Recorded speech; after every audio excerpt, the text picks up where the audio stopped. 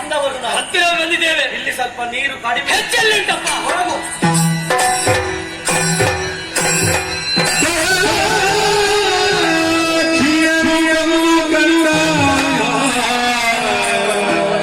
ಚಂದ ಚಂದ ಕಂದ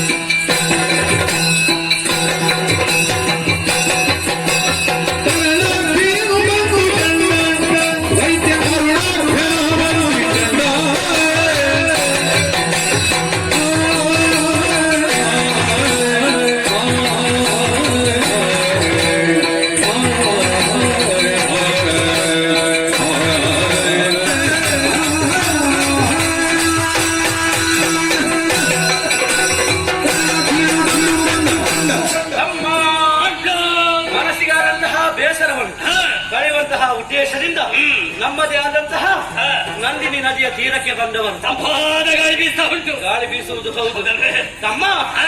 ನದಿಯ ತೀರದಲ್ಲಿ ನಾವು ಮಾತ್ರ ಅಲ್ಲ, ಅದೇ ಇದ್ದಾರ ಒಂದು ಕರಿ ಬಂಡೆ, ದೊಡ್ಡ ಬಂಡೆ. ನಿನಗೆ ತಲೆಗೆ ಪೆಟ್ಟು ಬಿದ್ದಿದೆ ಯಾಕ ತಮ್ಮ? ನದಿಯಲ್ಲಿ ಬಂಡೆ ಅಲ್ಲದೆ ಮತ್ತಿನ ತಲೆ ಮೇಲೆ ಬಂಡೆ. ನದಿಯ ತೀರದಲ್ಲಿ ಇರುವುದು ಏನು ವಿಶೇಷ ಮಾತ್ರವಲ್ಲ, ಆ ಬಂಡೆಯ ಮೇಲೆ ಒಬ್ಬಳು ಚಂದದ ಹೆಣ್ಣು ತರಳಾಕ್ಷಿ. ಹೌದೌದು, ಅವಳ ರೂಪವನ್ನು ನಾನು ಕಂಡವನು, ಸವಿ ಉಂಡಿದ್ದೇನೆ. ಹೌದಾ ತಮ್ಮ? ಅಣ್ಣ, ಅದೆಷ್ಟೋ ಲೋಕವನ್ನು ನಾವು ತಿರುಗಾಟ ಮಾಡಿದವು, ಆದರೆ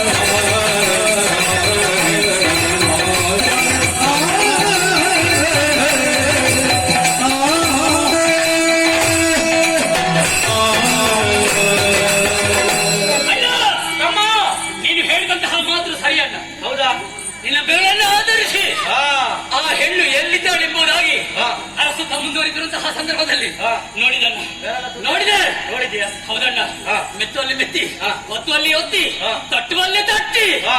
ಎಲ್ಲವೂ ಸರ್ವಾಂಗಭೂಷಣಾಗಿ ಶೋಭಿಸ್ತಾ ಇದ್ದಾಳೆ. ಸಾರಿ. ನಮ್ಮ ತಿರುಗಾಟದಲ್ಲಿ ಹಾ. ನೀನು ಹೇಳಿದಂತಹ ರೀತಿಯಲ್ಲಿ ಇಂತಹ ಅಪ್ರತಿಮ ಸೌಂದರ್ಯವತಿಯನ್ನು ಹಾ. ಇಷ್ಟರಿಯಮ್ಮಲ್ವಾ? ಶಂಕರಿ ಅಲ್ಲ, ಹಾಗಿದ್ರೆ ಶಾರದೆ ಶಾರದೆ. ಹಾ. ಅಮ್ಮ ಸರಿಯಾಗಿ ನೋಡಿದೆ ಅಂತ ಆದ್ರೆ ಹಾ. ಗಿಳಿಯ ವಸ್ತ್ರ ಕಾಣುವುದಿಲ್ಲ, ಕೈಯಲ್ಲಿ ವೀಣೆ ಪುಸ್ತಕ ಯಾವುದು ಗೋಚರಿಸುವುದಿಲ್ಲ. ಆಹಾ. ಮತ್ತೆ ಶಾರದೆ ಆಗುವುದಕ್ಕೆ ಹೇಗೆ ಸಾಧ್ಯ?